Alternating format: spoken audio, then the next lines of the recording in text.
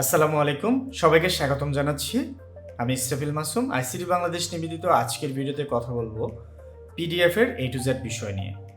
PDF অত্যন্ত গুরুত্বপূর্ণ বর্তমান যুগের একটা অফিসিয়াল অথবা পার্সোনাল ডকুমেন্ট।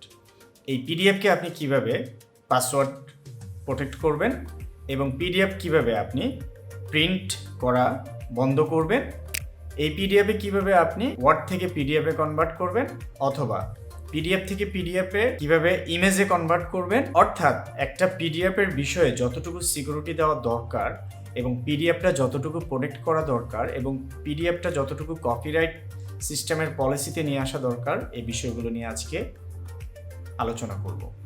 চলুন তাহলে আমাদের ভিডিওর মেন বিষয়ে যাওয়া যাক। শুরুতেই পিডিএফকে কিভাবে ইমেজে কনভার্ট করবেন এবং কেন পিডিএফকে ইমেজে কনভার্ট করবেন। আপনি যখন আপনার পিডিএফের টেক্সটগুলোকে কাউকে কপি করতে দিতে চাইবেন না অথবা এখান থেকে সার্চ করে কিছু বের করতে পারবে না, তখন আপনি পিডিএফটাকে পিডিএফ টু ইমেজে কনভার্ট করে দিবেন। চলুন তাহলে আমরা দেখে নিই পিডিএফ টু ইমেজে কিভাবে কনভার্ট করবেন।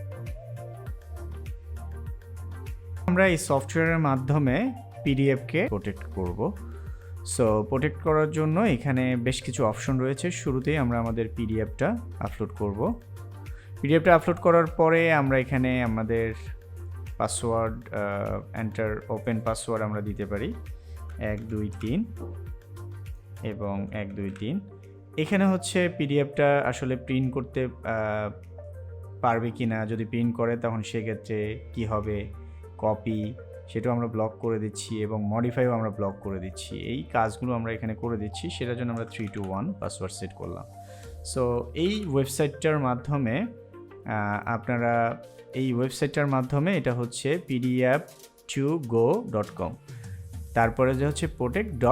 আমাদের ভিডিও ডিসক্রিপশানে এই লিঙ্কটা থাকবে, আপনারা এই লিঙ্কে সরাসরি ঢুকে আপনারা পিডিএফটা প্রোটেক্ট করতে পারবেন। স্টার্ট দিয়ে দিলে এটা অটোমেটিকলি পিডিএফ হয়ে যাবে। এখানে আমাদের কাজ শেষ। এখন আমরা এটা ডাউনলোড করব। ডাউনলোড করে আমরা এটা ডেস্কটপে সেভ করছি। আমরা একটু অন্য নাম দেই, লাস্ট।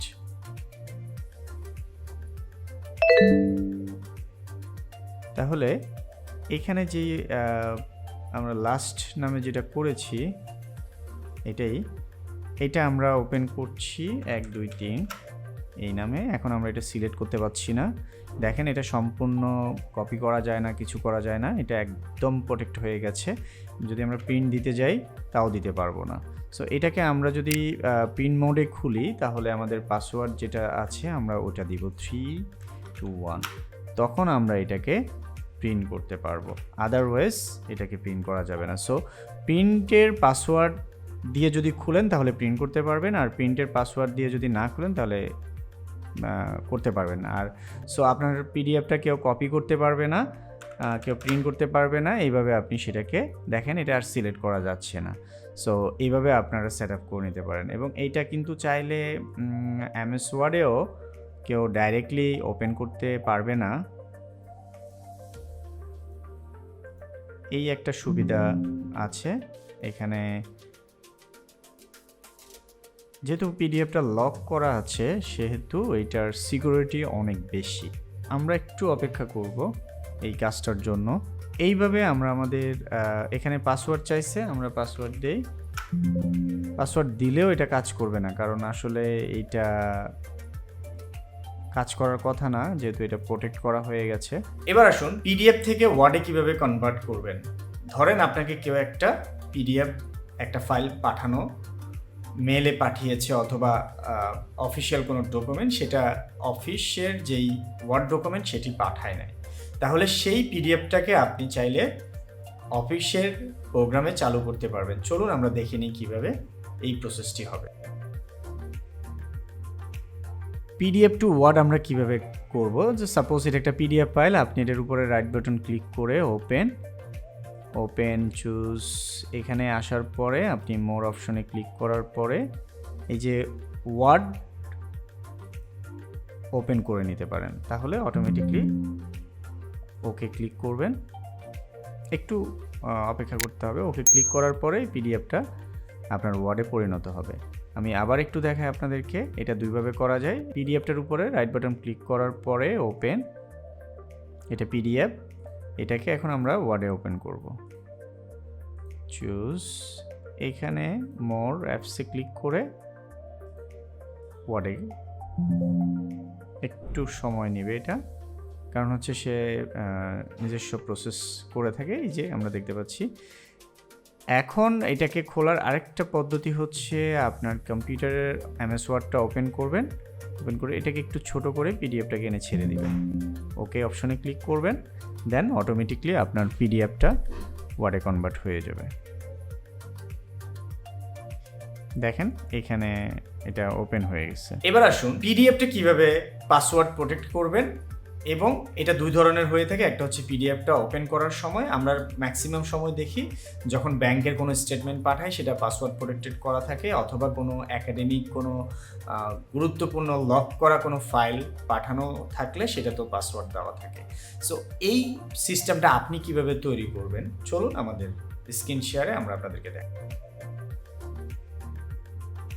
সাপোজ আমরা একটা ফাইল,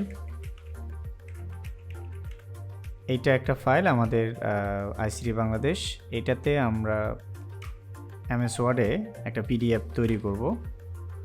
এই পিডিএফটাকে আমরা চেষ্টা করব লক করার, কিভাবে এটাকে লক করা যায়। এই পিডিএফটা এখন দেখা যাচ্ছে এবং টেক্সট সিলেক্ট করা যাচ্ছে এবং সেই সাথে এটাতে প্রিন্ট করা যাচ্ছে। সো এখন এইটাকে আমরা একটু এটা নিয়ে কাজ করব। সো এটা নিয়ে কাজ করার জন্য আমাদেরকে সর্বপ্রথম যেটা দেখতে হবে সেটা হচ্ছে পিডিএফ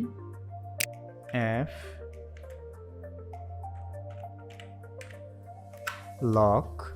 এই অপশনটিতে আমরা ক্লিক করে, অথবা পিডিএফ প্রোটেক্ট এটাতে ক্লিক করার পরে আমরা এই সফটওয়্যারটিতে আসার পর আমাদের যে ফাইলটি আমরা পিডিএফ করেছি সেটা আমরা দেখায় দিব।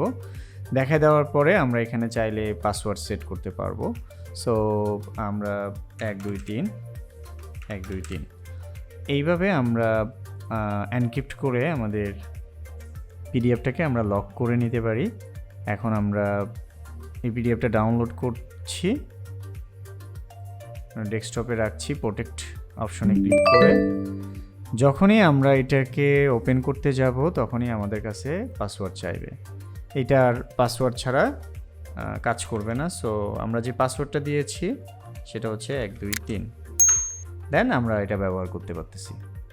সো এছাড়াও পিডিএফ নিয়ে আরও যদি কোনো প্রশ্ন থাকে আমাদের সাথে কমেন্ট বক্সে জানাবেন, আমাদের চ্যানেলটি সাবস্ক্রাইব করবেন এবং আমাদের বিভিন্ন ধরনের তথ্য প্রযুক্তি রিলেটেড ভিডিওগুলো দেখবেন। এই শুভকামনা শেষ করছি আজকের এই ভিডিও। খোদা হাফেজ।